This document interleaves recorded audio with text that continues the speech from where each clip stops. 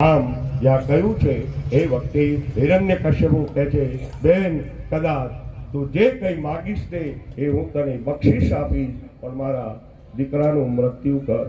અને સુંદર મજાનો ફાગણ મહિનાનો હલો હલો હલો હા ફાગણ મહિનાનો પૂનમનો દિવસ આવ્યો છે, રાત્રિના સમય આવ્યો છે અને ગામના બાળકો હંગાતે 5 વર્ષના પ્રહલાદજી જ્યાં ગામના પાદરની અંદર આવે ને એ વખતે નાના નાના બાળકો કેવા લાગ્યા, અરે પ્રહલાદ સાંભળી લે, દરેક જગ્યાએ પરમાત્માએ તારી રક્ષા કરી પણ આગનીમાં તારી રક્ષા નહીં કરે. હમણાં ગામના મનુષ્યો આ તને બાળીને ભસ્મ કરશે. હા સુંદર મજાની ચિતા તૈયાર કરવામાં આવી છે.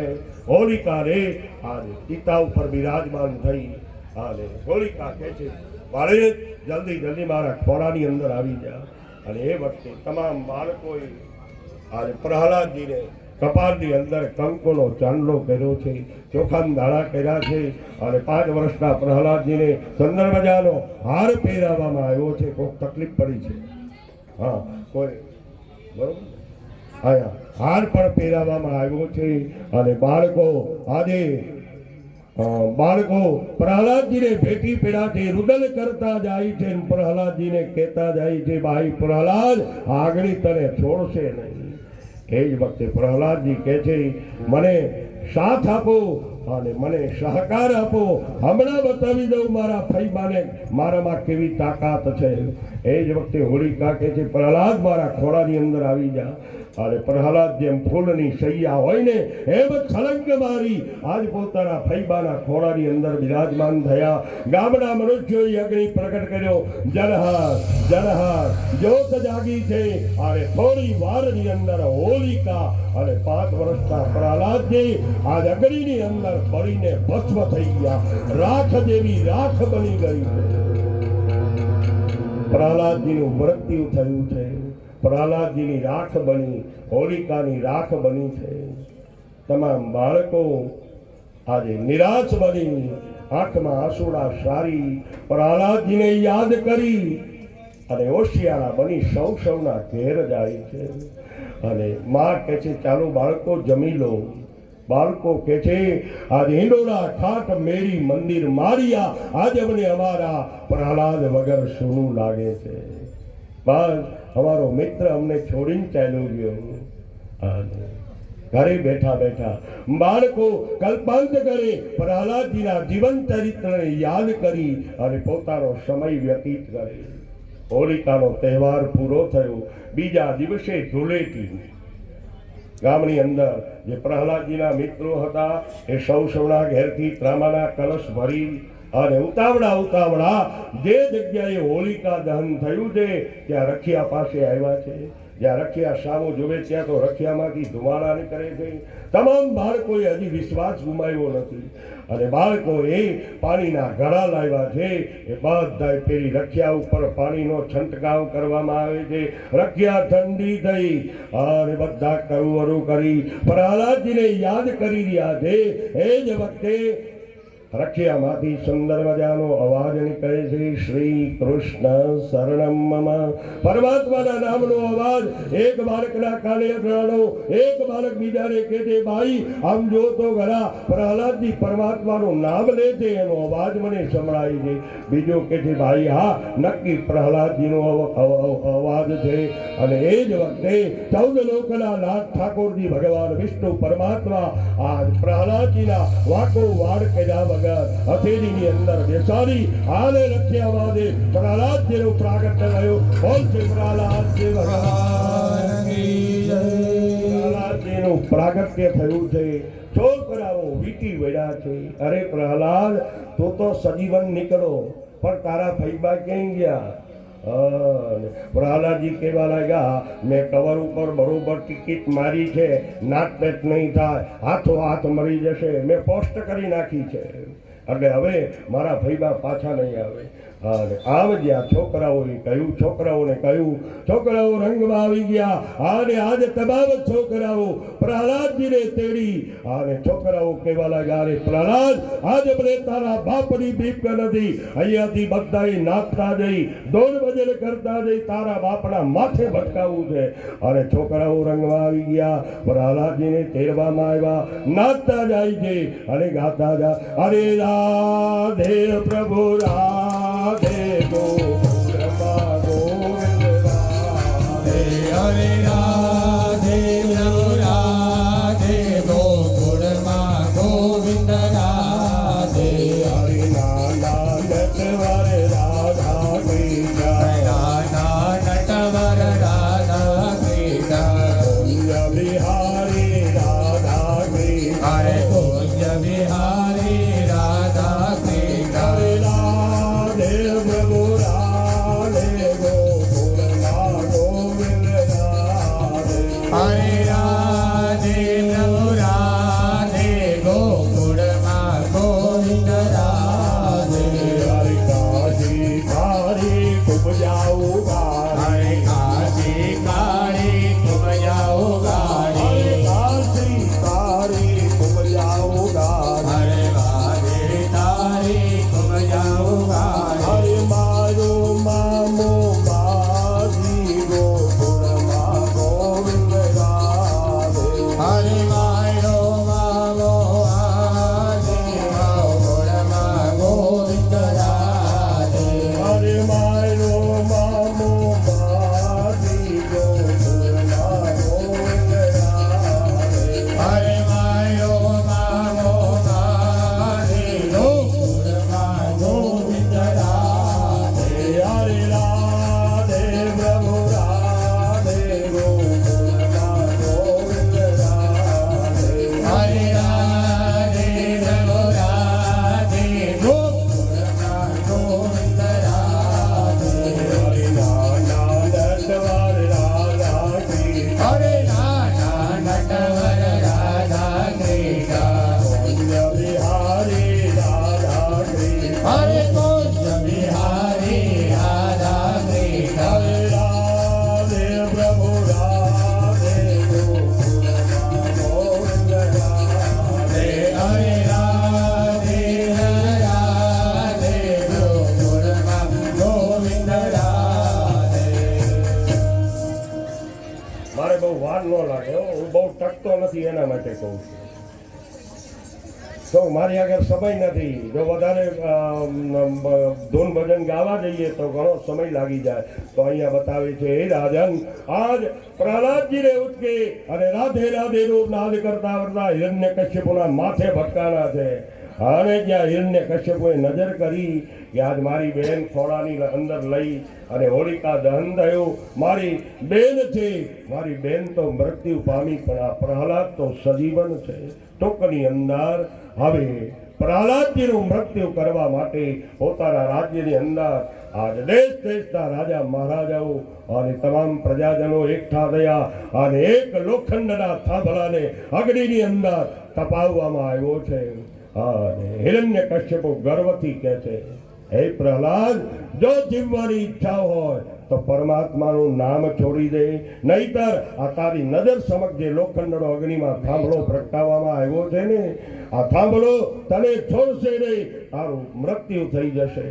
અને હે હિરણ્ય, હે પ્રહલાદ, આ તો તારા ભજનને ધૂનને બંધ કરી દે. અને પ્રહલાદજી કેવું કહે છે, હે પ્રભુ, હે પિતાજી, અભિમાનને છોડી દો. જ્યાં સુધી આ હૃદયમાં જીવ છે, જ્યાં સુધી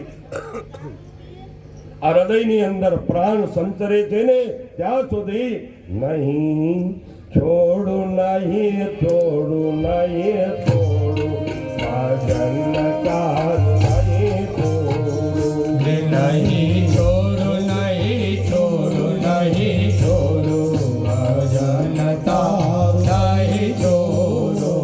ભલે માયાના બંધન તોડું, ભજન તારું નહીં છોડું. ભલે માયાના બંધન તોડું, ભજન તારું નહીં છોડું. નહીં છોડું, નહીં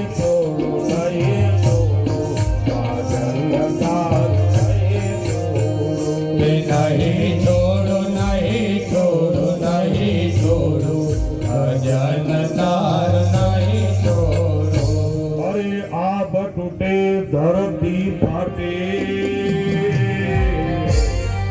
અને ભલે હસે હસનારા જપો તારા નામની એ મને કોઈ દે નથી તાર કાર ભજન તારું નહીં છોડું નહીં કઈ કોઈ દરકાર ભજન તારું નહીં છોડું ભલે માયાના લંકાન છોડું ભજન તારું નહીં છોડું ભલે માયાના બંધન તોડું ભજન તારું નહીં છોડું અરે નિર્ભય બની તારા નામમાં અને ફરતો જગની માં પણ નિર્ભય બને તારા નામમાં અને ફરતો જગની માં ભક્તો માથે ભૂધરો એ ભલે થાવાની હોય તે થાય ભજન તાર નહીં છોડું. ભલે થવાની હોય કે થાય ભજન તારું નહીં છોડું અરે નિર્ભય બની તારા નામમાં અને ફરતો જગની માં પણ નિર્ભય બને તારા નામમાં અને ફરતો જગની માં ભક્તો માથે ઉદરો એ પાપો બાળીને રાખ કાયમ ભજન તાર નહીં છોડું. તારે બાપો ભરે જો થાય ભજન તારું નહીં છોડું છોડું નહીં છોડું નહીં છોડું ભજન તારું નહીં છોડું. નહીં છોડું નહીં છોડું નહીં છોડું ભજન તારું નહીં છોડું હિરણ્ય કશ્યપુ કહે છે પ્રહલાદ તારા ઈશ્વરનું નામ છોડી દે ભલે આભ તૂટે ધરતી ફાટે ભલે હસે હસનારા મારા જપું તારા નામની મને કોઈની નથી દરકાર નિર્ભય બની તારા નામમાં ફરતો જગતી માય ભક્તો માથે ભૂધરો ભલે થાવાની હોય તે થાય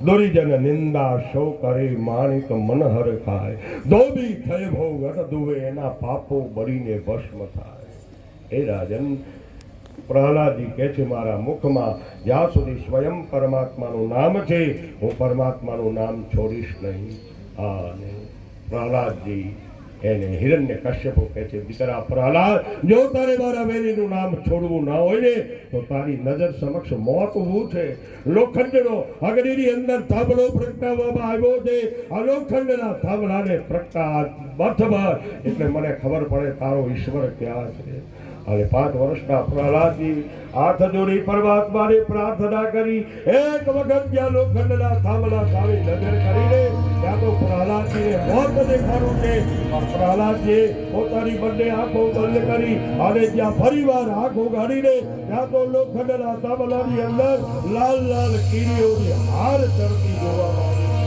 અને જ્યાં કીડીઓની હાર જોઈ પ્રહલાદજી હિંમતમાં આવી ગયા હાથ લાંબા કરે અને પકડવાની તૈયારી કરી પ્રભુ એક કીડીને લોખંડના થાંભલાની અંદર જો બતાવી હોય તો મને મરવા થઈ પ્રહલાદજી હાથને લાંબા કર્યા વૈશાખ શુક્લ દેવન સિદ્ધાર્થ રવિ હોત હાથ દંડાઈ હાથ વૈશાખ નો ચૌદસ નો દિવસ આવ્યો છે સાયંકાળનો સમય આખા જગતને કર્યા આજ 5 વર્ષના પ્રહલાદજી હાથને લાંબા કરે અને લોખંડના થાંભલાને જ્યાં ભગ બન્યો છે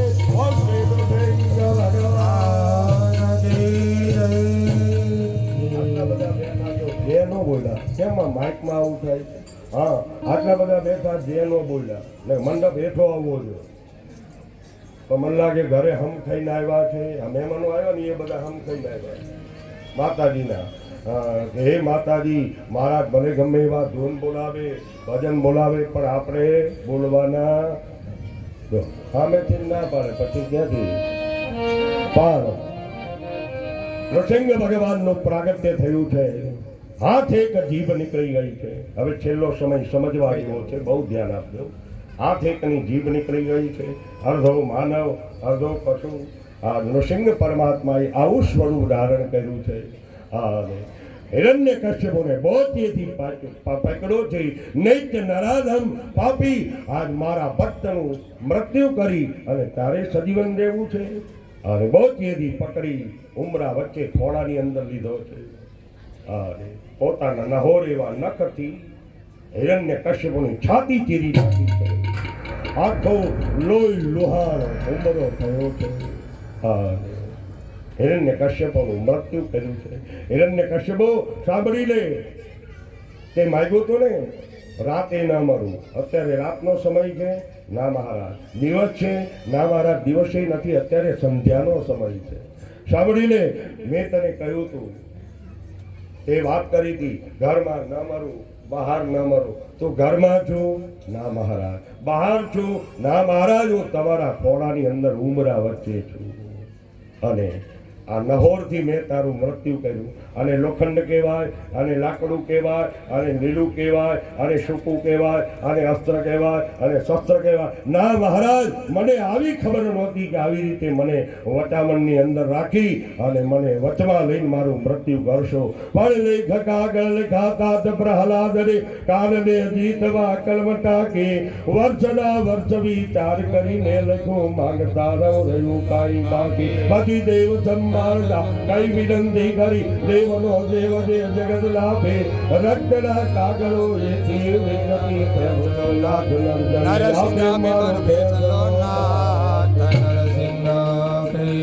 નૃસિંહ ભગવાનનું પ્રાગટ્ય થયું. ભગવાનનો ક્રોધ ક્યાંય સમાતો નથી, આખો ઉમરો લોહી લુહાણ છે અને કોઈ ભગવાન પાસે જવા માટે હિંમત નથી કરતું. બધાનું ધ્યાન નારદ મુનિ ઉપર ગયું. જો આપણે ધૂન બોલવા જઈશું તો વળી પાછો હરિહરમાં વાર લાગશે, ધૂન નથી બોલવું, બરોબર? હા, અને નારદ મુનિ દ્વારા લક્ષ્મીજીને સ્વર્ગમાં સમાચાર આપે છે. માં, તમે જ્યારે હોય ત્યારે કહેતા હતા ને કે ભગવાને કોઈ દી રૂપ ન લીધું હોય, એવું રૂપ લઈને તેથી મને બોલાવવા આવજે. અરે માં, આજે પરમાત્માએ એવું સુંદર મજાનું રૂપ લીધું છે ને કે તમે આવા સ્વરૂપના કોઈ દિવસ દર્શન નહીં કર્યા હોય. લક્ષ્મીજી કહેવા લાગ્યા, દીકરા એક કામ કર, હું જલ્દી જલ્દી તૈયાર થઈ જાઉં, મારે એમને એમ નથી આવવાનું, હું તૈયાર થઈ જાઉં, પૂજા પાણી થાળી લઈ લઉં, આરતી લઈ લઉં, મારે ભગવાનની આજ પૂજા કરવી છે, આરતી કરવી છે. અને નારદ, મને બહુ છેતું ન રાખજો, ભગવાનને મારે વેત એકનું છેતું રાખજે અને મને ભગવાનના દર્શન કરાવજે. અને એ વખતે આજે લક્ષ્મીજીએ કેવો શણગાર સંજ્યો. આજ 500-700 રૂપિયાની હારી પહેરી છે, ઉમરોએ ઘરાણું પહેર્યું છે, હાથમાં બાજુબંધ પહેરેલા છે, એક હાથમાં પૂજા પાણી થાળી અને એક હાથમાં આરતીની થાળી. અને આગળ નારદ મુનિ, પાછળ લક્ષ્મીજી, આગળ નારદ મુનિ, પાછળ લક્ષ્મીજી, લે ફરાટ લેતા લેતા હિરણ્ય કશ્યપના રાજ્યમાં આવે છે. બધા જગ્યા કરી દે છે. બધા વિચાર કરવા લાગ્યા કે આમ જોતો ખરા નારદનું કામ કેવું કે એક તો ભગવાન ક્રોધે ભરાણા છે અને એમાં પાછા લક્ષ્મીજીને લઈને આવે છે. હવે આનું પરિણામ શું આવશે? અને એ વખતે અહીંયા બતાવે છે કે લક્ષ્મીજી અને નારદ રાજ્યમાં આવ્યા છે. એ વખતે લક્ષ્મીજી કહેવા લાગ્યા, અરે વીરા, હવે કેટલા ભગવાન જેટા છે, મને નજીકથી દર્શન કરાવજો. અને નારદ મુનિ કે માં, હવે હું થોડુંક જ છેતું રાખી, બરોબર દર્શન કરી લેજો, પછી એમ ના થાય મને કીધું નહોતું. અને ભગવાન આગળ જ્યાં નારદ મુનિ આવ્યા છે, વાદળું ખસે અને સૂર્ય દેખાય એમ નારદ મુનિ ખસ્યા અને લક્ષ્મીજીની નજર જ્યાં નૃસિંહ ભગવાન ઉપર વળી, હાથ એકની જીભ નીકળી છે, લાલ ઘોમાખો અને નૃસિંહ સ્વરૂપ, આવું સ્વરૂપ જોઈ અને લક્ષ્મીજી 3 ગલોટિયા ખાઈ ગયા છે અને લક્ષ્મીજીને મૂર્છા આવી ગઈ છે. નારદ મુનિ વિચાર કરવા લાગ્યા, અરે આ તો કરતો તો સારું, ના તો ભગવાનનું ઘર ભાંગશે, હવે શું કરવું? જેમ તેમ કરી પવન નાખી અને લક્ષ્મીજીની મૂર્છા ઉતારી છે અને લક્ષ્મી અને નારાયણ બંને હાજર થયા છે. પ્રહલાદજી કહેવા લાગ્યા, અરે માં, તમે ને મારા ભગવાન, હવે છેલ્લી કથા સમજવાની, તમે ને મારા ભગવાન બંને ઉમરા વચ્ચે બેસી જાઓ, મારે તમારી પૂજા કરવી છે. એ વખતે લક્ષ્મીજી કહેવા લાગ્યા, હે દીકરા પ્રહલાદ, આજે આ ઉમરો છે તારા પિતાના લોહીથી ખરડાયેલો અપવિત્ર થયેલો ઉમરો છે. જો તારે ઉમરા ઉપર મને બેસાડવી હોય ને તો ગાયના છાણથી ઉમરાને લીપી હવડો કંકુનો હાથીઓ કરી અને ઉમરાની પૂજા કર, પછી હું તારા ભગવાન બંને બેસીએ. 5 વર્ષનો પ્રહલાદ ગાયના છાણથી ઉમરાને લીપી હવડો કંકુનો હાથીઓ કરી અને પૂજા કરી છે. અને જ્યાં પ્રહલાદજીએ ઉમરાની પૂજા કરી એટલે મા જગદંબા લક્ષ્મીજી આ જગતના જીવાત્માઓને આશીર્વાદ આપે છે. કેવો આશીર્વાદ કે જેમ પ્રહલાદે ઉમરાની પૂજા કરી, હવરો હાથીઓ કરી, એમ જગતની કોઈ પણ બેન દીકરી સવારના પોરની અંદર ઉમરાને લીપી હવરો હાથીઓ કરશે, એને ત્યાં મારો એવો લક્ષ્મીનો કોઈ દિવસ ટૂંકો આવશે નહીં. કૃષ્ણ કનૈયા ખ્યાલ આવે છે? આ લક્ષ્મીજીના આશીર્વાદ છે. ભાગવતમાં આવે એ જ મારે કહેવાનું છે. તો આવો અમારા ઉતારે, મારા ઘેર આવો, કોણ તમને બતાવું. રોજ ઉમરાની પૂજા કરું, રોજ ઉમરાની. ભગવાન આગળ લાંબો હાથ નથી કરવો પડતો, એટલી ઠાકોરજીની કૃપા છે. તો દરેક મારા બહેનો ભાઈઓ 5 મિનિટનો સમય સવારમાં બગાડવાનો અને ઉમરાને ગાયના છાણથી લીપી હવરો હાથીઓ કરી ઉમરાનું પૂજન કરવામાં આવે. એને ત્યાં પરમાત્મા કહે છે, અષ્ટમાં સિદ્ધિ, નવમાં નિધિ, તમામ સુખ વૈભવ અર્પણ કરી. હા, ઉમરા ઉપર લક્ષ્મી અને ભગવાન બંને બિરાજમાન થયા છે. અને એ વખતે 5 વર્ષના પ્રહલાદજી સુંદર મજાની આરતી અને પૂજા કરી છે. આકાશની અંદર રહેલા બ્રહ્માદિક દેવતાઓ નૃસિંહ ભગવાન ઉપર અક્ષત પુષ્પનો વરસાદ વરસાવી. જય હો, જય હો, નૃસિંહ ભગવાનનો જય હો, જય જયકાર કર્યો છે. અને હવે આરતી ઉતાર્યા પછી નૃસિંહ ભગવાન કહેવા લાગ્યા, હે પ્રહલાદ, આ તારી ભક્તિ ઉપર હું પ્રસન્ન થયો છું, જે કંઈ માગવું હોય એ માગી લે. પ્રહલાદજી કહે છે, પ્રભુ, મૂર્ખ હોય તો તમારી આગળ માગવું, મારે મૂર્ખ હોય તો તમારી આગળ માગવું, મારે કાંઈ જ તમારી આગળ જોતું નથી. પ્રભુ, જો આપવું હોય તો મને તમારા ચરણમાં પ્રીતિ આપો. પ્રહલાદજીએ પરમાત્માના ચરણમાં પ્રીતિ માગી છે. અને એ વખતે ભગવાન આગ્રહ કરીને કહે છે, હે પ્રહલાદ, પછી આવો સમય, આવો અવસર મળશે નહીં, કંઈક તો માગી લે. એ વખતે પ્રહલાદ કહે છે, પ્રભુ, જો તમારે મને આપવું હોય, જો પ્રહલાદજી કેવું માગે છે, અરે પ્રભુ, જો તમારે મને આપવું હોય તો મારા માટે નહીં, પણ ગમે એવો રાક્ષસ હતો પણ મારો બાપ હતો. જગતમાં કયો એવો દીકરો હોય કે બાપનો મૃત્યુ દીકરો નજરો નજર જોવે? આ તમારા હાથે મારા પિતાનું મૃત્યુ થયું, મેં નજરો નજર જોયું છે.